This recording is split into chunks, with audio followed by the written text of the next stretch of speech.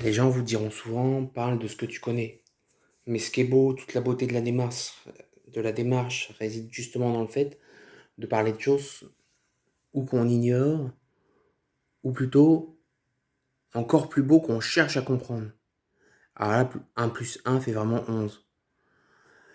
Parce qu'on rajoute souvent, en étant farfelu, des nouveaux ingrédients. Des ingrédients qui peuvent faire pencher la balance du tangible dans la bonne direction, si tant est que la gravité ramène sa fraise.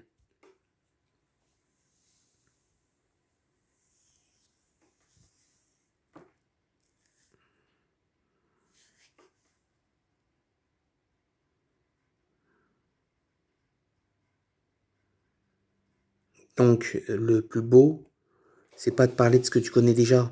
Parler de ce que tu connais déjà, c'est sans intérêt, sauf quand tu veux transmettre ton savoir. Mais à force de tout le temps transmettre sans réfléchir, on finit dans le stagnant, et le stagnant finit par régresser. Parce que dans le mnémonique, la mémoire, le mnémodique, effectivement, les pertes existent. Elles ne sont pas définitives, mais cumulées sur des périodes relativement courtes ou à moyen terme, peuvent devenir conséquentes.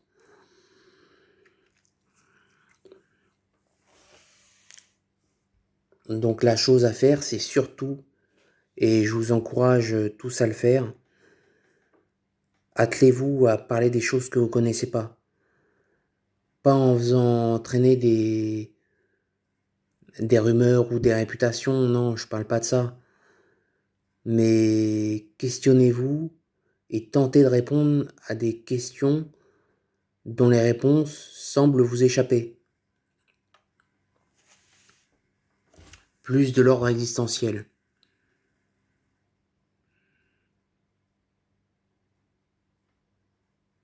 Demandez-vous simplement pourquoi y a-t-il quelque chose plutôt que rien? Pourquoi les choses bougent? D'où vient la conscience? Le monde a-t-il un début? Le monde a-t-il une fin? Qu'elle soit temporelle ou spatiale? Alors les vérités pourraient vous surprendre, voire même à l'inverse des croyances. Non seulement le monde n'a pas de commencement temporel ou de fin temporelle, mais le monde a bien une limite spatiale. On est dans un univers qui a ses limites et duquel on n'a aucun moyen de sortir.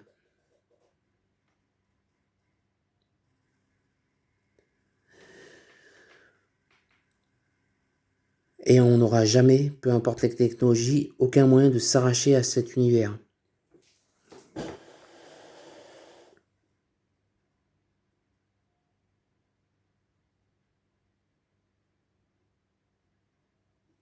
Sinon, ce serait déjà fait et on ne serait pas là pour le voir. Pour ceux qui ne suivent pas le raisonnement, tout s'explique, hein. Je pourrais expliquer avec relativement grande facilité. Mais le but, c'est pas de tout dire dans cette vidéo. Je tiens en haleine mes spectateurs et spectatrices. Et j'aimerais bien que les choses viennent aussi partiellement, au moins partiellement de vous, et que vous aussi vous questionnez sur la nature des choses, comme ce qu'on fait à la fac, mais un peu trop tard. Parce qu'en réalité, plutôt que de gaver les enfants avec des codes, tout un tas de codes et tout un tas d'outils théoriques dont ils n'ont que faire, on ferait mieux de les amener à se questionner et à cogiter. Ce serait bien plus utile et bien plus efficace sur le long terme, même le moyen terme, je pense. Après, vous allez me dire, oui, mais tu penses, mais ça c'est subjectif. Oui, mais tout est à la fois objectif et subjectif. C'est-à-dire que c'est subjectif parce que je le pense, mais c'est objectif parce que des arguments derrière. C'est-à-dire que si tu regardes bien, quoi qu'on dise, quoi qu'on fasse, ce sera toujours subjectif puisque tout dépend de notre question, tout dépend du point de vue, de notre point de vue personnel relatif à ce qu'on est, à l'ontologie et à la métaphysique. Tout dépend de notre point de vue personnel. C'est-à-dire que quand je vais émettre une théorie, ou quand je vais faire une observation, ce sera relatif et inhérent à mes propres perceptions. Donc si on regarde bien, même un juge dans un tribunal est subjectif. Il n'y a pas de vraie objectivité. Et en même temps, comme on perçoit tous ces mêmes choses, mais de différents points de vue, il y a aussi une objectivité qui est partout. Donc tout est à la fois objectif et subjectif. Et on en revient au paradoxe et à la relativité.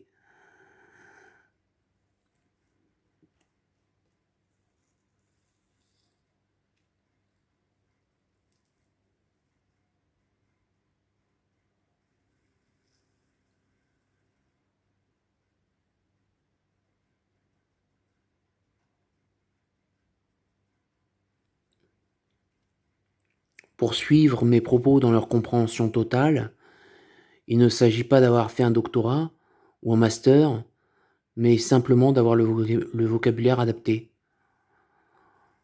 Procurez-vous assimiler et digérer le vocabulaire adéquat et vous serez en mesure de disséquer l'intégralité du sens de mes propos qui sont susceptibles, une fois assimilés, une fois digérés, de devenir des paroles au sein de vos personnes. Dans un premier temps ontologiquement et dans un second métaphysiquement.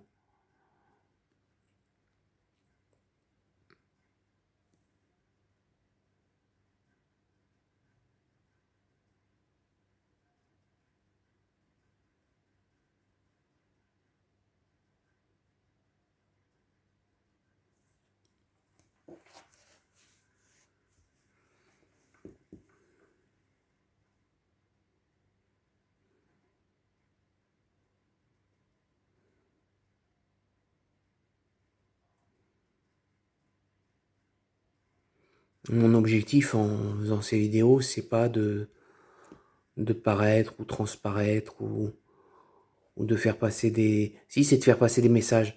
Faire passer des messages et vous inciter à réfléchir et à voir un peu plus loin que vous le feriez en temps normal. Si on peut appeler ça un temps normal. Un temps normalisé, on va dire plutôt. Parce qu'il y a la norme et la normalité. S'étant rendu esclave de la norme pour le confort et les divertissements immédiats, on s'est éloigné de la normalité pour le bonheur et les plaisirs authentiques. Enfin, concernant ces choses-là en tout cas.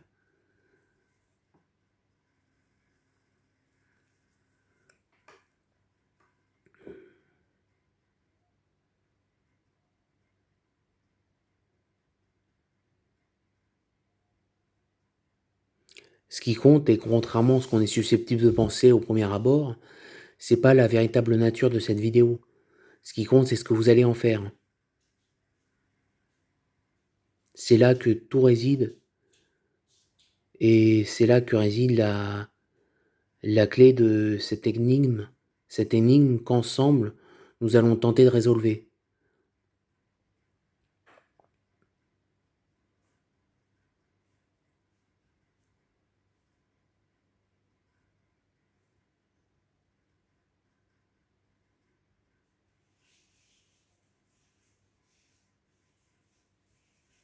Dans la vie, le but suprême n'est pas forcément de comprendre, car la compréhension n'apporte pas un pouvoir infini et même très limité in fine. La liberté par l'esprit, c'est la liberté de comprendre, donne un pouvoir, mais un pouvoir qui reste limité. L'objectif principal, c'est d'être heureux. C'est cette vérité absolue, ce principe de recherche de bonheur. Et on peut tous s'y atteler.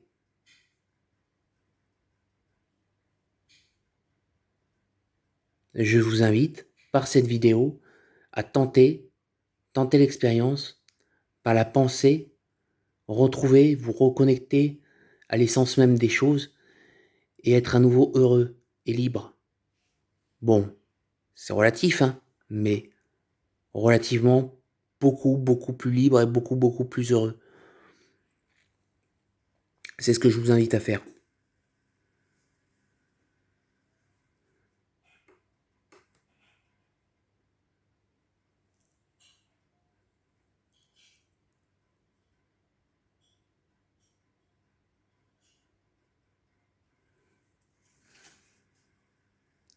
Fin de la vidéo.